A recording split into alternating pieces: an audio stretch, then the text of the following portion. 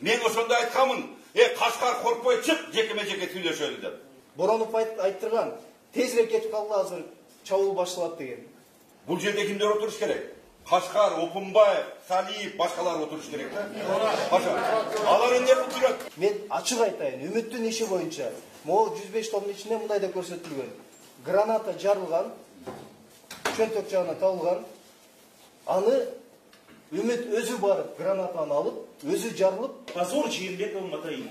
Граната жарылып площадьтан. Эң биринчи качкан Сыйлык Жаткеевдер болгон.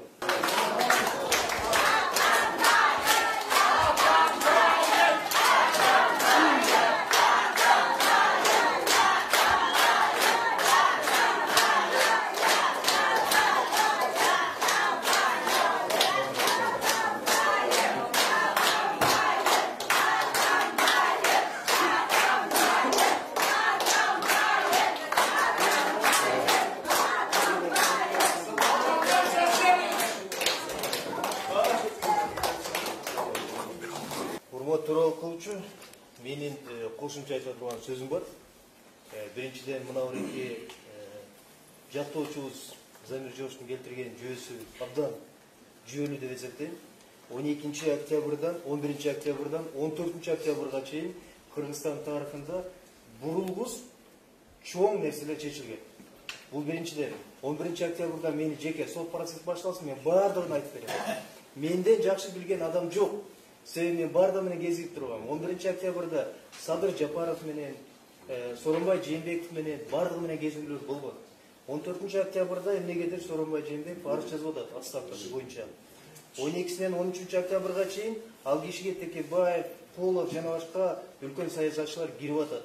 Ушул чечим сиздин колуңуз менен мына Замир Жош көрсөткөндөй 12-синен 12 октябрга чейин болуп атат. Октябрь окуясы боюнча башалмандыкты уюштуруу деп сиздин колуңуз менен чыккан адамдар боюнча сиз да жооп беришиңиз керек да, кайсы бир деңгээлде. Эмне үчүн башка 3 сот жооп берет, сиз жооп бербейсиз? Эмне үчүн биз күнөөсүз, эч айыпсыз абакта жаттык, мисалы мен 10 ай. 10 айдын ичинде сиздин чечимиңиз менен мен чыккан эмесмин. Мен Бишкек шаардык соттун чечими менен чыккан. Сизге 5 ай бою менин жактоочум, буякта жактоочулар жана айыпталуучулар жүйөлөрдү келтирип атты. Эч айыбы жок, эч күнөөсү жок, отурабыз деп. Бирок уккан жоксуз. Мен Бишкек шаардык соту менен чыккан. Ошондуктан бул биринчи себеп, мен ишенбестигим. Экинчи себеп, менин камалганымдын да себеби бар, саясий чечим. Сөз эркиндиги, демократиялык принциптер боюнча дагы бир чоң себеп болгон. Жакында сиздин чечимиңиз менен Нурбек Токтокунов 5 күндүк абакка алынган. Сөз эркиндиги боюнча Украина Россиядагы митинг. Эми башка нерсе, бирок сиздин чечимиңиз менен Кыргызстандагы сөз эркиндиги буула турган биринчи кадам болгон. Бул экинчи жолу себеп. Үчүнчүсү, мен эмне үчүн жеке ишенбейм. Анткени мен дагы мындай темир тор артында отуруп, сизден абдан көп суранганбыз. Үй бүлөлүк жагдайды түшүндүрүп бергенбиз, башка жагдай түшүндүрүп бергенбиз. Бир нерсени эске алган эмессиз. Алдыңызда турган 105 том. 105 том. 105 томду мен ушу тордун артында турганда да кагаз менен көргөзүп айттым эле. 105 томдон мага карата эч нерсе жок. Мына мен дагы бир жолу айтам, эч нерсе жок. Опунбаевдин болгон бир жанагы жардамчысынын көрсөтмөсү бар. Молдокматов деген кирген экен деген. Анан якобы 5 октябрь кечинде 6 октябрь карата Молдокматов ГКМБнын ичинде Атамбаев менен тиги Садыр Жапаров бошотсун деп кирип келген дейт. Ал сүрөт 6 октябрда чыккан. Кеп качан жүрөм, жанымда Турганбаев жүрөт, Мелис Турганбаев.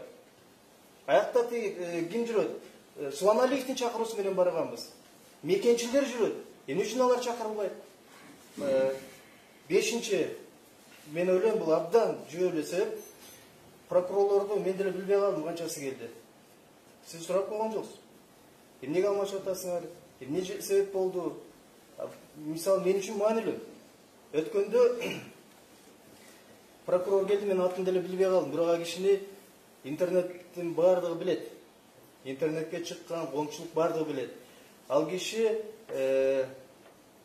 жанагы сөз эркиндиги боюнча митингге чыгып, сиз айып чыгарып атканда ошо киши айткан, улуу урматтуу президентибизге эмеде каршы сүйлөдүңүз, андай болбойт деп прокурор жооп келтирип, анан сиз чыгарган чечим болгон деп интернетке чыгып жүрөт. Кайсынысы чын билбейм. Ошо киши келген, бүгүн ал жок, башка отурат. Мен бул кишини билбейт экенмин ким экенин. Айыпталуучуларды биз баягы мен мамлекеттик айыптоочуну биз билишибиз керек да, урматтуу төрагалык. Сиз сурап койгон жоксуз. Мен соттун курамын жарыялаганда, төрагалык кылуучу Сатынкулов, Чүкекова, мамлекеттик айыптоочулар Абдомунова, Осмоналиев деп айттым го. Неге алмашып атышат бат-баттанчы? Анткени мындай болду да, урматтуу төрагалык кылуучу.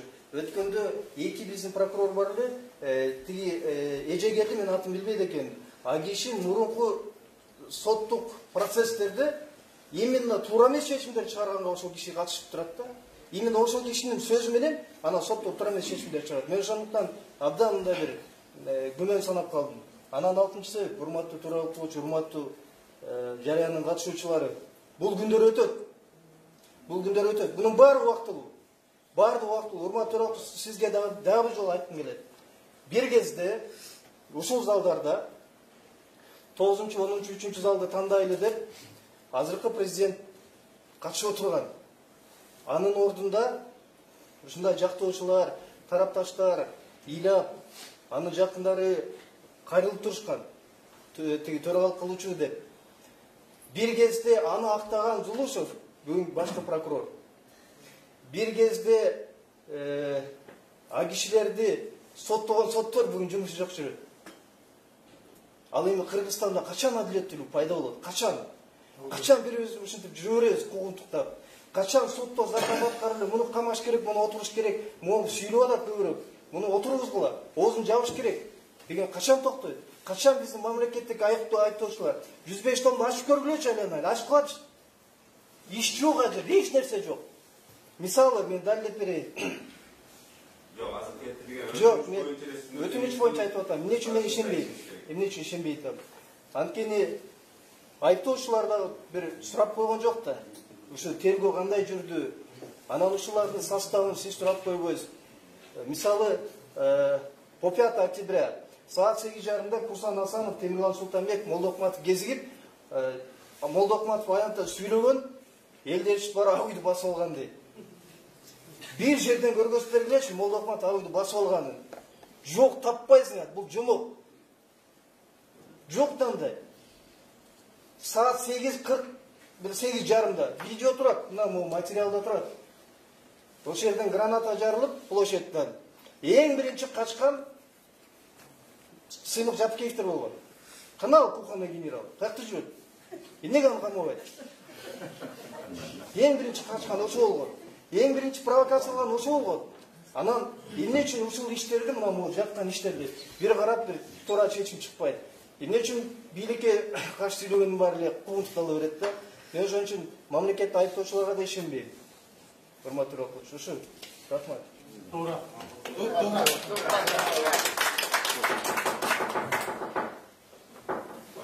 Кошумча бар. Мен кыскача да айттым, урматтуу төрагалык кылуучу. Мен процесс башталганда сизден өтө көп өтүнүп кеткем да. Ушул жерде турган айыптоочуларга дагы тилекке каршы бүгүн мына 2-3 жолу өзгөрүп отурат. Сиз тарыхта каласыздар, эгерде ушул улуун деланы артка кайтарсаңыз деп, биз акталышыбызды каалабайбыз. Акыйкат чындык болсун деп, азыркы бийликке, азыркы мамлекетке, башчыга чындыкты көрсөтүү үчүн ушу кайсы гана судья болбосун 105 томду артка кайтарып, чындык тергөө болуш керек. Ошондо акыйкаттык келип чыгат. Себеп дегенде эмне үчүн? 3-4 адамды камоо менен Кыргызстандын тагдыры чечилбейт. Биз дайыма, мен өзүмдү айта турган болсом, 30 жыл, 35 жыл Кыргызстанда бир гана максатым болгон. Кайсы гана мамлекет башчысы болбосун, Кыргызстанда тынчтык, туруктуулук болсун деп. Эл менен бирге болууну чечкенмин. Азыр дагы ошондон эч качан тайбайм. Сизден мен көптөн көп суранып кетем. Сиз эгерде каласызбы же башка өткөзүп бергенде дагы бул кылмыш деланы ачып көрсөңүз, ойдан чыгарып токулган жомок да. Бул жерде кимдер отуруш керек? Кашкар, Опунбаев, Салиев, башкалар отуруш керек да. Алар эмне кылып жүрөт? Мына Койташ окуясы боюнча, урматтуу төрагалык кылуучу. Койташ окуясы боюнча мен үстүндө 31 том толду. Бүгүнкү күндө кана Кашкар? Жок, таба албай атат. А менің үй білемді, уылымдан бері барлығыны алып келіп отырады. А біз мыйзамға баш иіп отырамыз. Біз шындық, ақиқат болуш керек та. Эмне үшін Қашқарды таппай? Эмне үшін сотқа алып келбей? Мына жақтаушыларым отырады. Мен айтпайын дедім біле. Бирок шындық шығады. Ақыры келеді. Анан урматтуу, мен өте сыйлаймын. Глушев Құрманқұлды. Ова қиыншылықта өскен. Сіздер айтып барыңыздар. 105 томды 5 томын оқысын. Бұл жерде шындық жазылған. Сатурниктер айтуда ким басып алғанын, ким министр болам дегендерінен бері. Мен өмірімде мына баланы көрген емес, мен ұлым менен тең. Ушқа қошып қойыптыр мен Абуйды басып алды. Bir сөйлеспесем, ова мен жүргенмін, ким менен жүргем? 14 партияның лидерін көргенмін. Мен көргізмен де бар бардығы. Бардығы лидерлер тұрған. Мен шындықты елге айтқамын. Мен ошонда айтқамын, Қашқар қорықпай шық, жекеме-жеке сөйлешелі деп. Елдерге оқ атпағын деп тұрып. Мен күндіз айтқамын саат 3-те. Эмне жамандық қылғамын. Мен Сооронбай Шариповичке айтқамын. Өз уақытында шешімді шығар, барлығы жақсы болады деген. Эмне күнөө ал? Мына алар жоқ. Алардың құйрықтары бар, бүгінгі күнде шуға жан. Сізден сұранып кетем, айтыңыз. Беркенің судьяға да айтыңыз. Сізден башқасы келсе де шул көрініш болады. Өте сұранам. Сіз адамгершіліксіз бар, бирок bir принципиалыңызды көргөзүп қойыңыз. Возможно, сіз 5 күн иштеп кетерсіз. Бирок сізден қалған бала чақаңыз өмір бойы қырғыз ел айтып жүреді. Алдырғы қылған билігіңізге де жақсылық болады. Возможно, алдырғы мемлекет басшылары мұны оқыған жоқ, мен білем. Ешкім оқыған жоқ. Барды білем. Бирок ички иштер министрлиги тергегенде бұл жерде.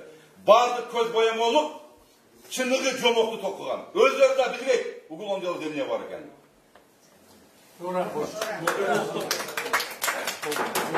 Урматтуу Рөкулович, кошумча иретинде мына мен жактоочум отурат. ГСУ МВД боюнча арыз берилип атат. ГСУ МВД ишти тергеп, түнү менен жапканда 5 октябрда мен майда сурак алынганда мен айткам тергөөчүгө, мени камайсыңар, эртерээк убакыт албай камагыла дегенде мына жактоочум көзүнчө айткан. Улам эшикке кирип чыгып, жогору жактан тапшырма берилип атат, кечирип коюңуз Жеңиш мырза деген. Бу жерде отурган мамлекеттик айыптоочулар айткан, кечирип коюңуз Жеңиш мырза. Жогору жактан тапшырма келип атат, туура түшүнүңүз деген сөздөр болгон. Анын баарын сиз билесиз. Ошон үчүн тарыхый нерсе кылып коюш керек эле да. Башында 105 томду алган деле колуңузга мен карабайм деп койсоңуз жарашмат. Азыр да кечирмес. Эмнеге анткени могу 105 томдун ичинде тирүү адамдардын тагдыры турат. Эч күнөөсү жок. Тескерисинче, азыркы бийликтин келгенине кол кабыш кылып жардам берген, түрмөдөн айрымдарын чыгарган жана мамлекетте мыйзамдуулук болсун деп чыккандар. Бүгүн эмне үчүн айыпталып отурабыз? Ушул эле иштин ичинде жүргөндөр жок.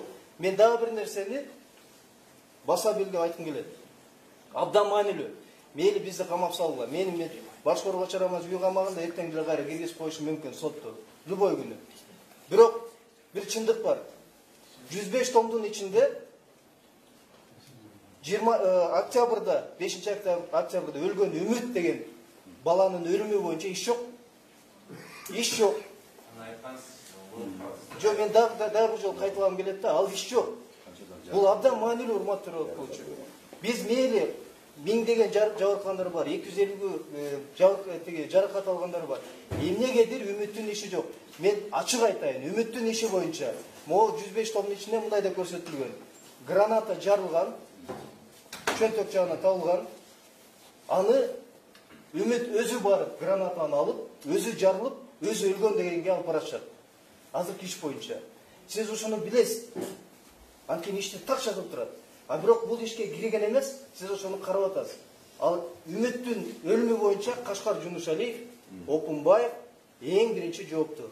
Себеби октябрь окуясында площадьта турганда биздин атыбыздан меморандумга кол коюлуп, 12 партиянын ичинен 11 партия кол койгон, мекенчилик койгон эмес. Биздин атыбыздан Кубатбек Бороновго сүйлөшүүгө барышкан. Боронов айттырган, тезирээк кетип калгыла, азыр чабуул башталат деген. Мына ушундай сөз болгон. Эмне үчүн буякта Боронов жок? Ошон үчүн сиз ушунун баарын билесиз. Азыр да кеч эмес. Тарых кайталанат. Мен карабайм, ишти артка жылдыргыла деп койсоңуз, тарых алдында таза болосуз. Уважаемый суд, вот вы, когда уточняющие вопросы задавали в том числе, вот, что вы давали, что в соответствии с Конституцией и Уголовно-процессуальным кодексом вы не обязаны давать отчет там кому-то и так далее. Вот экс-президент Алмаз Шенч Атамбаев точно по таким же, точно такие же давал. Конституция говорит, там есть закон, обратной силы не имеет. И в УПК написано, что экс-президент не имеет права приглашаться на допрос, вызываться без решения суда. То есть, несмотря на это, был осуществлен вооруженный государственный там, захват, и все это осудили и так далее, и так далее, и так далее. Теперь, вы даете точно такое же пояснение, точно так же говорите, нарушается Конституция, законы. Единообразное применение необходимо. А вот, во-вторых, мы уже начинаем как бы судебное заседание в отсутствии одного из подсудимых. Вот в тексте обвинительного акта, который мне представила прокуратура, следователь, потом подписала прокуратура, без конца пишется, да, вот, Атамбаев, Султанбеков, Ниязов организовали, Атамбаев, Султанбеков, Бабанов, Атамбаев, Султанбеков, Бабанов, Где Бабанов? Вот сегодня вот идет, вот, везде пишут, Атамбаев, Султанбеков, Бабанов, Султанбеков, Бабанов. Вот, у меня вопрос просто. Одному человеку, который в обвинительном акте, тексте, он присутствует, он летает, лечится за рубежом. Более того, мы видим, что он присутствует и может прекрасно сидеть, разговаривать, очень хорошо выглядит. И я не вижу препятствий для его участия в судебном процессе, тем более, если он мой подельник. Вот в рамках представленного документов правоохранительными органами, везде пишется, что я вместе с ним что-то там организовал. А почему тогда он не присутствует? Я должен вместе с ним тогда сидеть? И вот вопрос третий. Уважаемые господа, очень много интересного сказали. Ну, в ходе дела мы разберем. Но я прежде всего хотел бы также еще раз напомнить, что Первомайский районный суд, не только Первомайский есть, и Октябрьский, и Ленинский у нас есть, слава богу, да, и другие. И вот раз уж этот суд сам по себе в событиях октября очень сильно был привлечен, сам суд, его коллектив является как бы участником, возможно, стоит передать. Вместе с тем, суд, я прошу учесть тот факт, что, я еще раз повторю, председатель Центральной избирательной комиссии Кыргызской Республики, да, это конституционный орган ЦИК. Они заявили о том, что в событиях, октябрьских событиях виновато Министерство внутренних дел Кыргызской Республики. Открыто председатель ЦИК говорит, в революции виновата МВД. А как Министерство внутренних дел может вести это дело тогда? Если глава ЦИК говорит, что виновата МВД, потому что они своевременно не проводили расследование по фактам подкупа, не проводили это, все, мы бы, ЦИК говорит, исключили партии, и не было бы никакой революции. Вместе с тем МВД ведет это вот дело. Как так? То есть надо было отдать дело ГКМБ, потому что и само государственная безопасность, стабильность в стране, это прежде всего работа Государственного комитета национальной безопасности, где есть правильные, сильные следователи, и при этом один из крупнейших государственных органов, независимых, он открыто говорит о том, что виноват МВД в событиях. И МВД проводит следствие, предъявляет нам обвинения, а суд над нами, значит, проводит человек, которого самого вызывали вот на допросы. Вы, оказывается, никогда не были судьей до Джейнбекова Сооронбай Шариповича. То есть вы работаете с судьей совсем недавно, вы были назначены судьей именно Сооронбаем Шариповичем Джейнбековым. Значит, вы с ним проходили собеседование, вы лично с ним встречались. До этого никогда вы не были судьей. Он вас назначил судьей в Иссыкульскую область. И там не вот этот вот ваш срок, я понимаю, что судья должен как-то сколько-то лет там проработать. Почему-то быстро вас сюда ротировали, в Первомайский районный суд. И вот вы сейчас проводите дело. При этом, уважаемый суд, прошу учесть, в протоколах моего задержания, когда меня задерживали 10 октября, где требовали меня подписать, я везде вставил только 3 слова. Позор Джейнбекову Матраимову. Я не писал ни Тимирлан Султанбеков, ни свою подпись не ставил. Я писал 3 слова. Позор Джейнбекову Матраимову. Все. И я считаю, что это дело полностью политически мотивированное, создано свергнутым, коррумпированным режимом. Я подтверждаю, я только повторяю слова президента Сардара Джапарова, что это бандитский, коррумпированный режим. И он, этот режим, понимая свою обреченность 14 октября, таких важных, на мой взгляд, вот, положений, которые никак невозможно опровергнуть. С учетом вот этих мер и с учетом того, что это у нас даже процесс не начался, да, новому судье это никак не помешает. Это никак не помешает. А конфликт, поэтому, чтобы там ознакомиться дополнительно и так далее, потому что мы ни с чем еще не начали ознакомливаться. И поэтому, мне кажется, никаких этих нет. Но конфликт интересов, он уже явно очевиден, на мой взгляд. Спасибо большое. Алмаз, держитесь, мы с вами. Алмаз, дайте, мы с вами. Куда повезет? Куда повезет?